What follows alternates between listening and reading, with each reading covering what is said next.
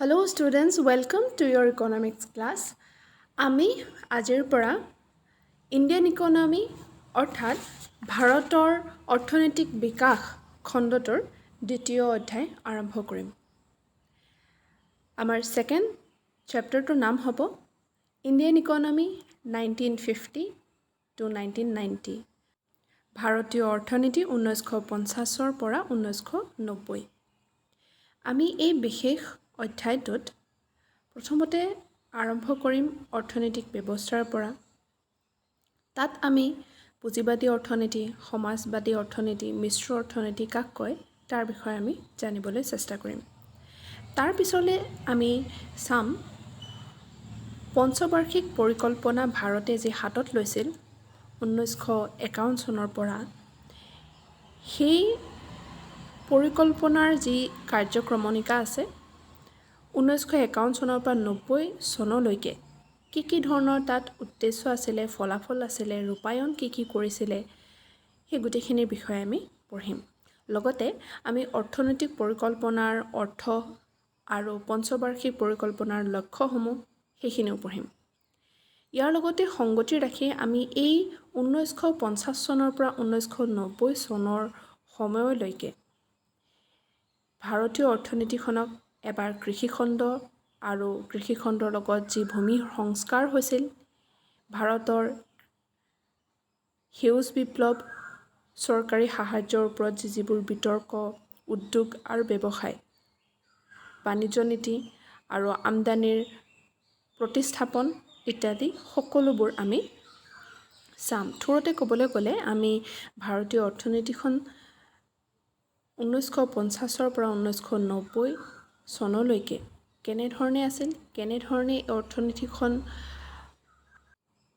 ব্ৰিটিছৰ শাসনৰ পৰা পৰিত্ৰাণ পোৱাৰ পিছত, স্বাধীনতা লাভ কৰাৰ পিছত গতানুগতিকভাৱে গঢ় লৈ উঠিছিল, তাৰ বিষয়ে আমি জানিবলৈ পাম। In our second chapter of Indian economy, we will try to study our Indian economy during a specified period, that is from 1950 to 1990, how our economy used to run after getting independence. And first of all, we started our economy after getting independence with the 5-year plan. We will go through the different types of economies available, and along with that, all the objectives and results that Indian economy got in return of implications of 5-year plan. Then along with that, we will also try to analyze the 5-year plan in respective sectors of Indian economy, say the agriculture sector, industry and trade sector, like that way. 1947 চনৰ 15 আগষ্টত ভাৰত স্বাধীন হোৱাৰ পিছত ভাৰতৰ বাবে অতি গুৰুত্বপূৰ্ণ বিষয়টো আছিল কি প্ৰকাৰৰ অৰ্থনৈতিক ব্যৱস্থা স্বাধীন ভাৰতৰ বাবে সৰ্বাধিক উপযুক্ত হ'ব, যিটোৱে সৰ্বসাধাৰণৰ কল্যাণ বৃদ্ধি কৰিব পাৰে, তাৰ সিদ্ধান্ত গ্ৰহণ কৰা। কিছুমান অৰ্থনৈতিক সিদ্ধান্ত যিকোনো অৰ্থনীতিৰ বাবে অপৰিহাৰ্য। এইবোৰ যেনে উৎপাদনৰ নিৰ্বাচন, অৰ্থাৎ কি ধৰণৰ দ্ৰব্য সামগ্ৰী তথা সেৱা উৎপাদন কৰিব লাগিব সেইটো ঠিক কৰা, প্ৰযুক্তি তথা উৎপাদন পদ্ধতি নিৰ্বাচন, অৰ্থাৎ উৎপাদন সৃষ্টি কৰিবলৈ শ্ৰম ভিত্তিক নাইবা মূলধন ভিত্তিক প্ৰযুক্তি নিয়োগ কৰা হ'ব, সেই বিষয়ে সিদ্ধান্ত লোৱাটো।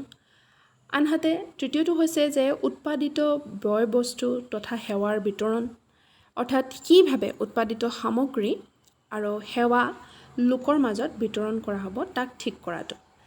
তোমালোকে হয়তো central problem of N economy, এখন অৰ্থনীতিৰ মৌলিক সমস্যাবোৰৰ বিষয়ে পঢ়ি আহিছা, আৰু আমি সেই সমস্যাসমূহৰ ভিতৰত 3টাকৈ প্ৰধান সমস্যা দেখা পাইছিলোঁ, যে কি উৎপাদন কৰা হ'ব আৰু কিমান পৰিমাণত, কেনেকৈ উৎপাদন কৰিব আৰু কাৰ বাবে উৎপাদন কৰিব, what to produce and in what quantity, how to produce and for whom to produce, এই 3টা প্ৰশ্নৰ তোমালোকে সন্মুখীন হৈছা আৰু বুজি আহিছা। গতিকে ভাৰতীয় অৰ্থনীতিখন যেতিয়া স্বাধীনতা লাভ কৰিছিল, তাৰ পিছতে ভাৰতীয় অৰ্থনীতিৰ কাৰণেও অৰ্থনৈতিক ব্যৱস্থা এটাৰ সিদ্ধান্ত লোৱা, কোনটো অৰ্থনৈতিক ব্যৱস্থাৰ দ্বাৰা আমি চলিম, আৰু লগতে এই তিনিটা মৌলিক সমস্যাৰ সমাধান কেনেদৰে কৰা হ'ব তাৰ বাবে পৰিকল্পনা কৰাটো অতিকৈ আৱশ্যকীয় আছিল। সেইটো কাৰণে আমি আমাৰ ইউনিটটোৰ বা অধ্যায়টোৰ পাতনিতে এই বস্তুকেইটাৰ বিষয়ে আমি অকণমান আলোচনা কৰি লৈছোঁ। আৰু আমাৰ এই অধ্যায়টো আৰম্ভই হ'ব অৰ্থনৈতিক ব্যৱস্থা কি, ইকনমিক ছিষ্টেম কি হয় আৰু ইয়াৰ প্ৰকাৰৰ সৈতে। গতিকে ব'লা আমাৰ প্ৰথমটো টপিক আৰম্ভ কৰোঁ। সেইটো হৈছে হোৱাট ইজ ইকনমিক ছিষ্টেম বা অৰ্থনৈতিক ব্যৱস্থা কাক বোলে। অৰ্থনৈতিক ব্যৱস্থাৰ প্ৰকাৰসমূহ কি কি? What are the types of economic systems? অৰ্থনৈতিক ব্যৱস্থা হৈছে এটা অৰ্থনৈতিক সংগঠন যাৰ এটা বিশেষ অৰ্থনৈতিক আদৰ্শ থাকে। এটা অৰ্থনীতিৰ কেন্দ্ৰীয় সমস্যাসমূহ সমাধান কৰাৰ বাবে যি সাংগঠনিক গাঁথনি ব্যৱহাৰ বা ব্যৱস্থা অনুসৰণ কৰা হয় তাকে আমি অৰ্থনৈতিক ব্যৱস্থা বুলি কওঁ। For every country, they have to find out answers of three economic problems, namely what to produce in the country, how to produce the selected goods and services, and for whom to produce. The answers of these questions lies in the adoption of any one type of economic system, and that organized system will settle out all these three central problems of any economy, and that is what we refer as economic system. অৰ্থনৈতিক ব্যৱস্থাৰ প্ৰকাৰ বা types of economics তিনিটা প্ৰকাৰৰ। বৰ্তমান পৃথিৱীত আমি তিনি প্ৰকাৰৰ অৰ্থনৈতিক ব্যৱস্থাৰ প্ৰচলন দেখা পাওঁ।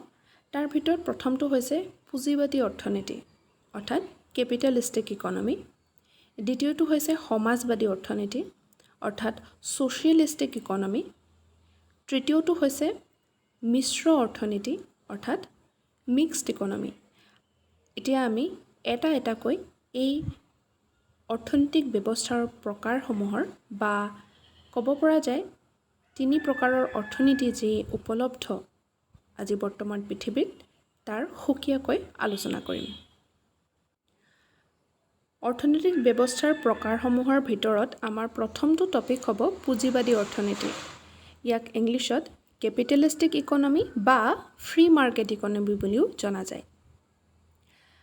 পুঁজিবাদী অৰ্থনীতি বুলিলে এনেকুৱা এটা অৰ্থনীতি বুজায় যাৰ ভিত্তি হৈছে ব্যক্তিগত সম্পদ আৰু ব্যক্তিগত লাভ।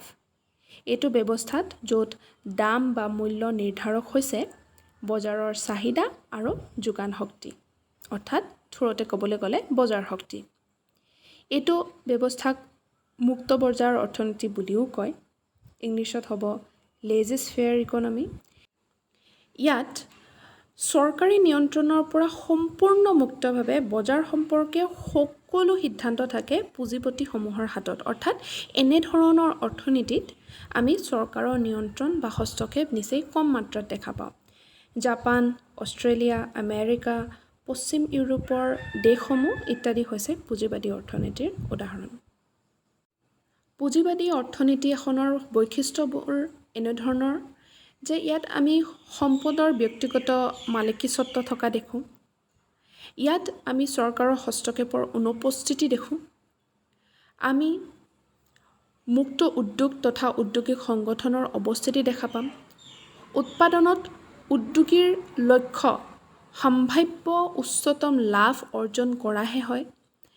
প্ৰতিযোগিতাৰ মাধ্যমত ইয়াত একচেটিয়া বজাৰৰ সৃষ্টিৰ প্ৰচেষ্টা দেখা পোৱা যায়। আয়ৰ অতি অসাম্য বিতৰণ দেখা পোৱা যায়। গতিকে এইবোৰেই হৈছে পুঁজিবাদী অৰ্থনীতি এখনৰ বৈশিষ্ট্য। Free market economy is one wherein the market forces of demand and supply determine the prices of goods and services. The government has no role to play in such kind of economy. Producers are free to choose occupation of their own choice. The decisions taken by the producers and consumers are governed by the price system. Here, individual gain or private profit is the guiding factor for economic decisions. In a market economy, which is also called as a capitalist economy, those goods will be produced which are in demand both in the domestic as well as in the foreign market. Similarly, that technique or method of production will be used which is relatively cheaper. আমি ইয়াৰ পিছত দ্বিতীয়টো অৰ্থনৈতিক ব্যৱস্থাৰ প্ৰকাৰৰ বিষয়ে পঢ়িম। সেয়া হৈছে সমাজবাদী অৰ্থনীতি বা socialistic economy. A socialistic economy is one where the allocation of resources is determined by the government in accordance with the needs of society instead of by the market forces. The government owns the factors of production and takes decision about what to produce, for whom to produce, and how to produce.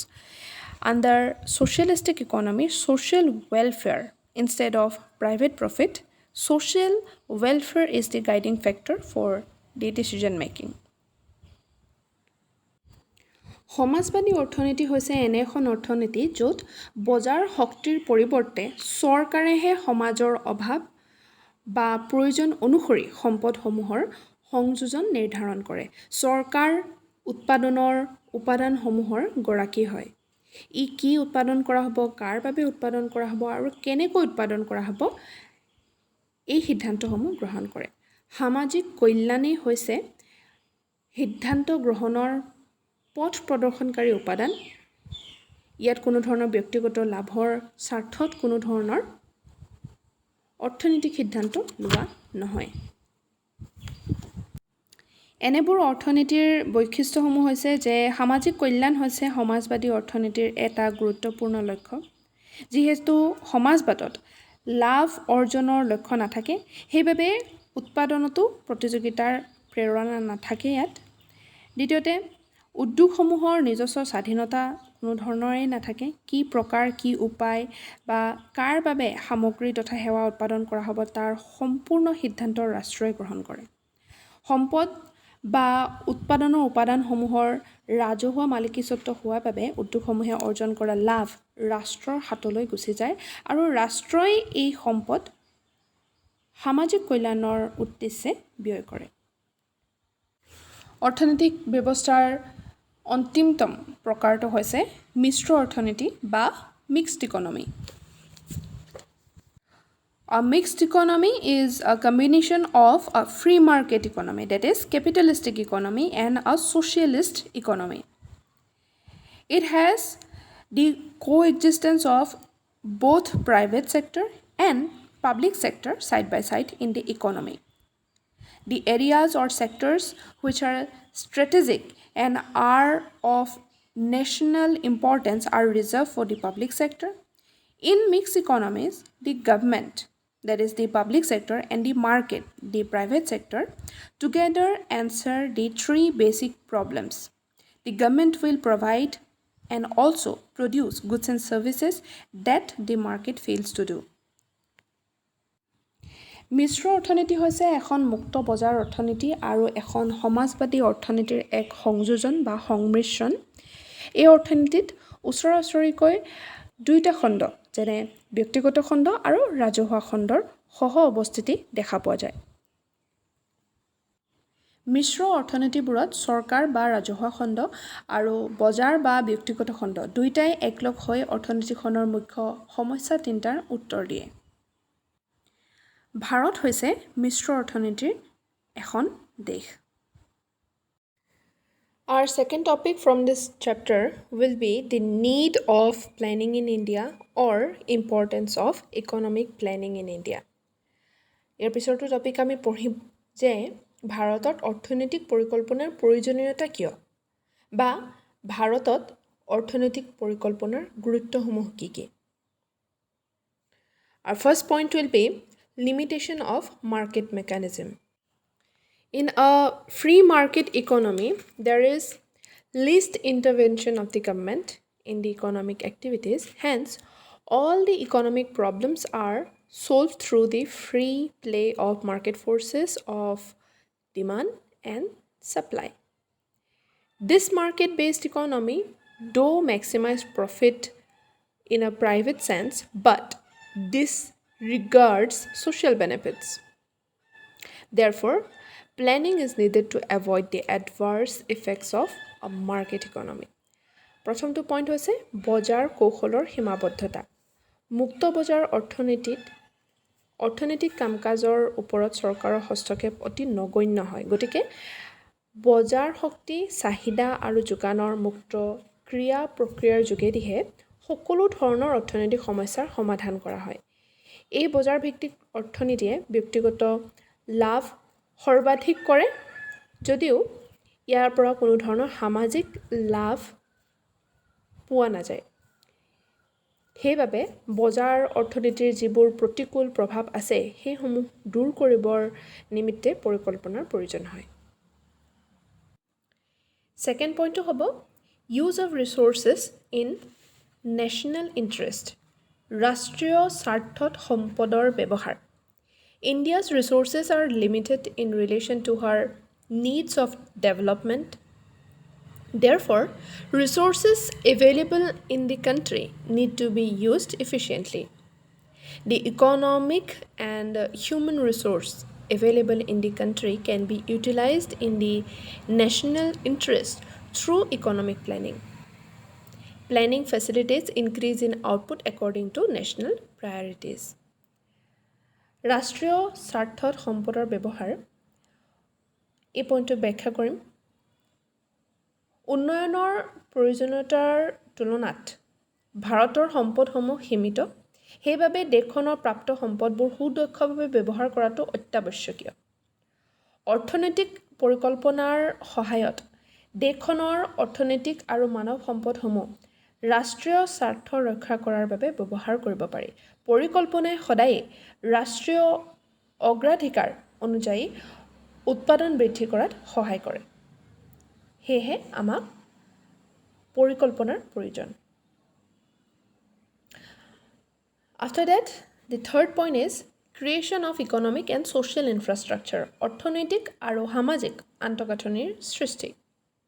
Infrastructure refers to all the facilities and services which support the production and distribution activities in the economy. This includes power, transport, communication, irrigation, educational institutions, health and family welfare, etc. We always have to plan to build a strong infrastructure, as private investors are generally reluctant or never show any kind of interest to invest in them due to the return is very low on one hand, and on the other hand they have to invest a very big or heavy investment. আন্তঃগাঁথনিয়ে সেই সকলোবোৰ সুবিধা আৰু সেৱাক উল্লেখ কৰে যি অৰ্থনীতিখনৰ উৎপাদন আৰু বিতৰণ কাম কাজত সহায় কৰে। এইবিলাকৰ ভিতৰত হৈছে শক্তি পৰিব, ইয়াৰ ভিতৰত পৰিবহণ, যোগাযোগ, জলসিঞ্চন, শিক্ষানুষ্ঠান, স্বাস্থ্য আৰু পৰিয়াল কল্যাণ ইত্যাদি সকলোবোৰকে আমি আন্তঃগাঁথনি বুলি ক'ব পাৰোঁ।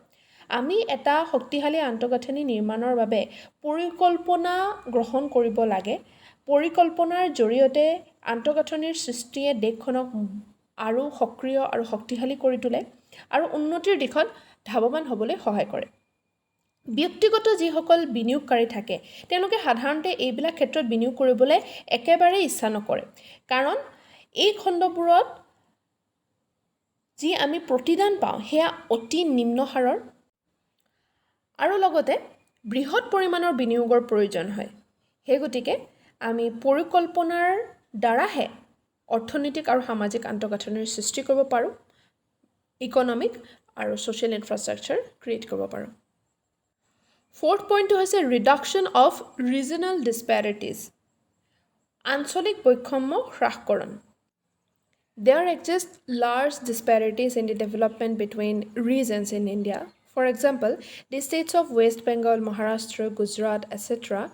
were industrially more advanced than the economically backward states like Bihar, Orissa, and the northeastern states, etc. Therefore, planning was needed to properly manage the flow of resources across different regions of the country so as to reduce regional disparity. At present, our plans do provides some special area programs such as Hill Area Plan, Tribal Area Plan, and programs for economically backward regions also. ভাৰতত বিভিন্ন অঞ্চলৰ উন্নয়নৰ মাজত গভীৰ বৈষম্য বিৰাজ কৰে। উদাহৰণস্বৰূপে ক'বলৈ গ'লে বিহাৰ, উৰিষ্যা আৰু উত্তৰ পূৰ্বাঞ্চলৰ ৰাজ্যকেইখনৰ দৰে অতি আৰ্থিকভাৱে পিছপৰি থকা ৰাজ্যবোৰতকৈ পশ্চিমবংগ, মহাৰাষ্ট্ৰ, গুজৰাট এই ৰাজ্যকেইখন ঔদ্যোগিক দিশত অতি উন্নত। সেইবাবে দেশখনৰ বিভিন্ন অঞ্চলৰ মাজৰ পৰা সম্পদৰ প্ৰৱাহটো সঠিকভাৱে পৰিচালনা কৰিবৰ বাবে আমাক পৰিকল্পনাৰ প্ৰয়োজন, যাতে আঞ্চলিক যি বৈষম্যতা বিৰাজ কৰে সেয়া হ্ৰাস পায়। বৰ্তমানে আমাৰ পৰিকল্পনাই কিছুমান বিশেষ ক্ষেত্ৰ বা আঞ্চলিক আঁচনি কিছুমান গ্ৰহণ কৰিছে, যেনে পাহাৰীয়া অঞ্চলৰ আঁচনি, জনজাতীয় অঞ্চলৰ আঁচনি আৰু আৰ্থিকভাৱে পিছপৰি থকা অঞ্চলবোৰৰ আঁচনি ইত্যাদি। গতিকে এই সমূহ পইণ্টৰ পৰা আমি ভালকৈ বুজিব পাৰিছোঁ যে আমাৰ ভাৰতত অৰ্থনৈতিক পৰিকল্পনাৰ গুৰুত্ব বা ভূমিকা বা প্ৰয়োজনীয়তা কিমান। So today I'm gonna end up our session here only. Thank you, students.